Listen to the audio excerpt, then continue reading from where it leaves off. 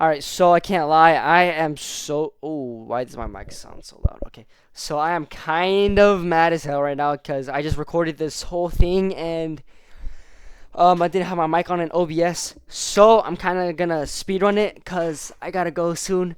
But I still wanna get this video up before I go on with my day. So with that being said, I'm definitely most likely gonna make a follow-up video because I'm probably not gonna explain it all in this shorter recording. So first of all, this is my step by step whenever I get on charts. I don't look at this always, just when I'm feeling lost, or I'm just like, sometimes I go through phases where I just don't know what the hell I'm looking at, so I can go back to this and fix myself. And here, this is my model. Let me lock it real quick. This is my model. This is what I do for bias. Yeah. Market maker, standard deviation, all I use. And I have two entry models. I have just a 1 minute entry trigger after the level, and I have Mandy, which I will explain further later. And these are my rules. So, number one, for bias, first of all, I always have standard deviations on my chart because we're always in a market maker model. We're always in some sort of program. So I use that knowledge and that logic to help me plan out what we're going to do for the day. So, like, for example, here I would be hard bearish because we have this from another day. And yeah, I had another standard deviation here, but I took it out in the last recording, so that's unfortunate. And so yeah, when I get on, I always have those standard deviations, and the standard deviations help me, like, they draw my eyes towards what ERO or IRO we're likely to reverse off of. So, for example, if I had a standard deviation, I have a standard deviation here, so this is a very good POI, but we're most likely not going to it. And I'm going to explain why this is my draw soon. But, yeah, I like standard deviation. I basically look at standard deviation first, and then ERO, IRO. So, in this case, I have... Actually, I'm going to use this case. In this case, we have -2 aligning here. So, like... wait. That might be bad. Okay, it doesn't matter. Time is fake. So here I have that standard deviation lower, so it draws my eyes towards this 4-hour IRO here. So this would be my draw, and this would also be where I anticipate a reversal up to ERO, which we do get because market maker model is just simply goated. So yeah, standard deviation, ERO, IRO go hand in hand, and they help me find what my draw is likely to be. My draw will always either be equilibrium, ERO or IRO, and standard deviation. So that is what my draw is always going to be. And for equilibrium, I'm always going to have this Gann box on my chart that tells me where equilibrium is at. Like here, in this range, let me just delete it and go over it again. Actually, let me do this. Here, we have equilibrium of this range.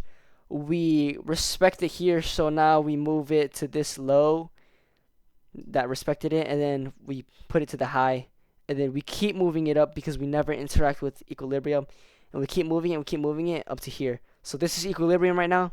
So if I were to have a standard deviation lower, this would be my draw intraday.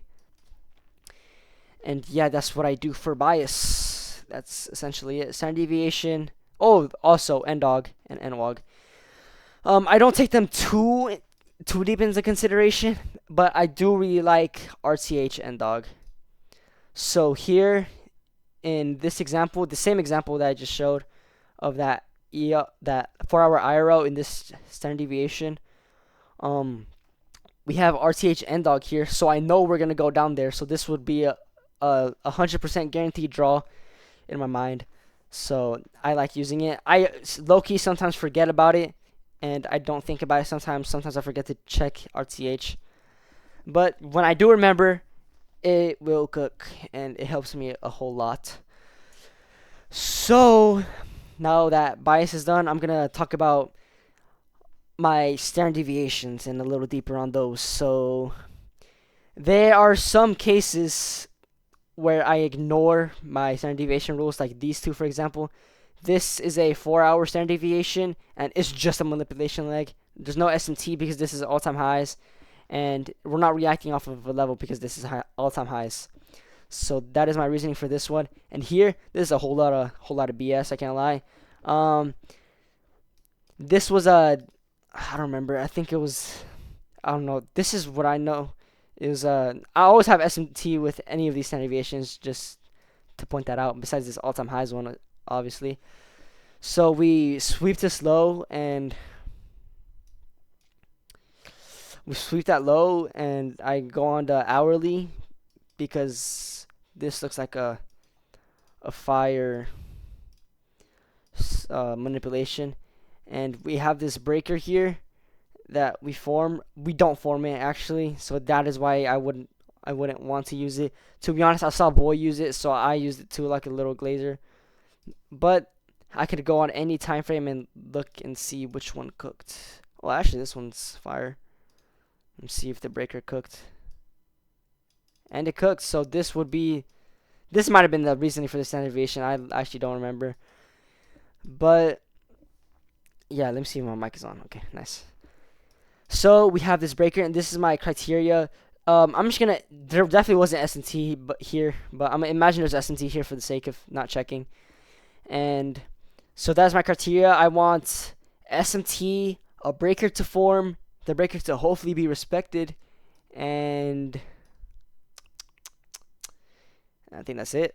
Yeah, just SMT and a breaker. That is non-negotiable. I need that unless all-time highs or some unforeseeable reason happens. That is my criteria.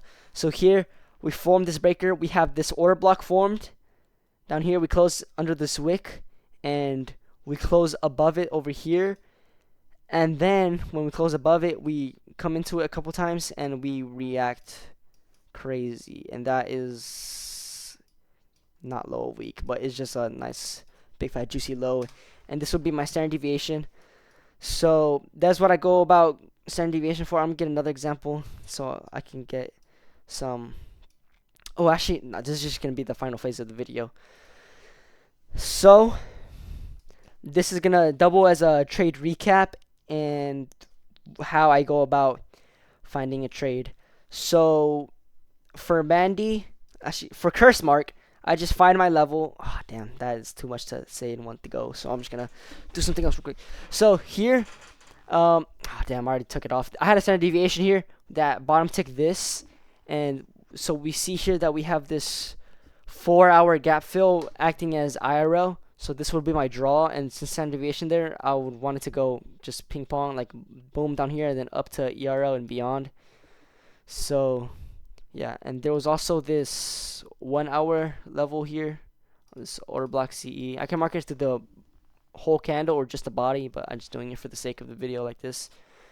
So now since we have this 4-hour gap fill and this 1-hour OBCE aligning, we have the option to using the 15-minute time frame or lower for standard deviation.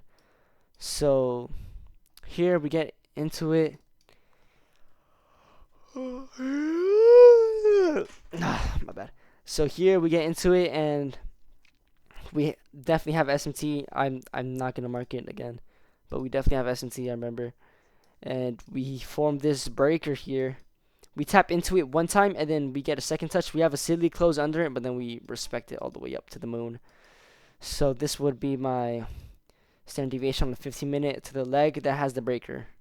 It could be let me explain that actually.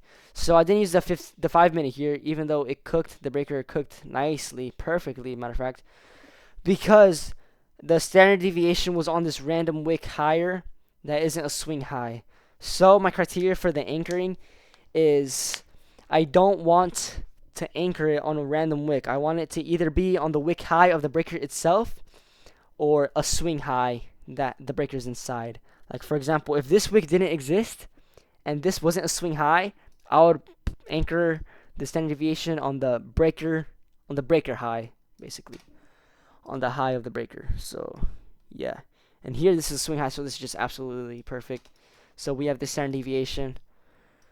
We have a whole lot of bananas here, not gonna lie.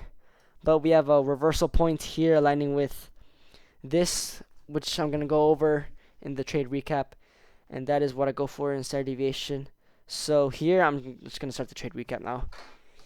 Here we here intraday I'm already bearish because my draw at the time was weekly IRL, and I wanted weekly because my high time frame standard deviation and I just wanted to follow this standard deviation here, reaccumulation, retrace here, and then lower into this weekly. That didn't happen, but it's whatever. So this day I was bearish. I had the standard deviation here, and I had a level up here. We didn't hit that, as you can see. So this is how I use hindsight to help me with Mandy. Curse mark, I can't use hindsight because it's a entry trigger right after the level was hit. So that's that. I'm not gonna go over curse mark because I've been over it so many times. But Mandy is something new that is super fire. So here, let me just go here. On the 15-minute, we start reacting crazy as hell. I'm sitting here watching us react nicely, like way before my level was hit. So I was just like curious, so I zoomed out into the higher time frame to see any Peter rays that might have missed. And here, sauce right here, Daddy IFVG here. This FEG that has all this volume imbalance as well as this FEG. I marked it all and we inversed it, so I used this as a Peter ray and it reacted nicely. We had a SMT, I think it was with this high or something. I don't know. We had SMT. So since that was a 4-hour level, I used time frame alignment to go to the 15-minute, and here I sat and waited for this 15-minute breaker to form. Wrong one, my fault. OG. I waited for this breaker to form, and we close it on this candle. We close the breaker on this red candle. So now we go on the 1 minute because of time frame alignment, of course. And the chart is glitched, like I said in my previous thing, but I didn't take off this line from my entry. So this is the CISD I answered off of. And Mandy is where I get we form a breaker, and then whenever we touch the breaker on the time frame alignment, which is usually the 1 minute, I get equilibrium of the current 1 minute range, and then after we interact with it and after we start respecting the initial breaker of the market maker model, I wait for an entry trigger, and here it was this CISD. I had a 13.75 point stop on the wick high, but the wick doesn't show because the chart's glitching gay, so that's why it doesn't show. And I targeted -1, and I knew this trade would cook because I'm just incredibly confident in market maker model. I knew that the -2 would cook, but I didn't put my TP on -2 because that would have messed up my consistency rule on my funded, so I just didn't. But we did end up cooking, so if I was on a live or on a different firm, I would have maximized crazy. So yeah, I usually like TPing on standard deviation because I am just so confident in market maker models. So confident. I know it's gonna work. And that's that. So that's how I use hindsight to help me with Mandy. I'm gonna take this off. But usually I'll just look at a previous standard deviation and just look for a nice level. Usually some IRL, like here I wanted this level, and this got a top tick on this candle for a little bit of points, but I didn't take that trade. Yeah, just look for standard deviation, high time from PDRA. I either curse market and the first entry trigger after the levels hit. That's way riskier, obviously. Or I wait for Mandy, which is so much higher probability. But I also like using curse marks, so that's why I don't just drop it already. And yeah, that's how I go about levels. I only use market maker's model standard deviation. I will never use any other standard deviation again. I think everything else, every other form of standard deviation, like power of 3 is total BS because market maker model is how we move. Like, look how perfect this is. So yeah, that is my models. That is my model, my entry models, and how I see price. Now I'm gonna go into my outlook. This is gonna be a little rushed because I just explained it like so much detail in the previous video, and I gotta leave ASAP. So yeah, here we have this 4 hour. Okay, we already have the standard deviation. So, oh my gosh, nice one. So we retrace and then we start going up. So I can anticipate us to go up to this standard deviation, and in doing so, we're gonna disrespect this one. But that's cool. If we have SMT, I could see us dropping, but we're already right here. I think this is my draw right now. So we had a 4 hour here, but we also have this 1 hour FVG. So now we can use the 15-minute or the 5-minute or lower. That's something else also I can talk about. Standard deviation or marking standard deviation. I can use a breaker from the time frame, the proper time frame alignment time frame, or lower. So like if it's a 1 hour level, I can use the 5-minute time frame to mark the standard deviation and breaker and below. So yeah, that's how I see time frame alignment. And here I marked this one on the 15-minute. I mistaken that one on accident. So here we have this cool breaker here. We interact and respect it to the tick. And I just marked that standard deviation, and look how perfectly it cooked. We have this reaccumulation, -2. We have reaccumulation as well as a retrace. This was a lower intraday, lower time frame reversal. Missed out on it, got edge. It's whatever. But now, since we broke past it, we closed above it. We're going straight to -4. So that is why all-time highs is my draw coming into the week. Yeah, so I either think that my outlook is either that we open lower into EQ and then we go up to all-time highs and beyond to this -4 standard deviation, and then we close the weekly candle, or I anticipate open high low close, so we immediately go up to here, maybe up to here, and then we drop down hard as hell. I'm just gonna see which one happens first, but yeah, foreseeable future, these two are my draws. My draw is equilibrium or some other level that might form before my trading hours on Monday, and all-time highs. So yeah, that is a video. Probably gonna make some videos following this because I'm so annoyed that I didn't have my mic turned on in the other video. So yeah, and if anyone's watching this, please let me know what videos I should make. I love to help people, and that is why I want to be profitable. So ask away, boys. And yeah, that's gonna conclude it, and goodbye.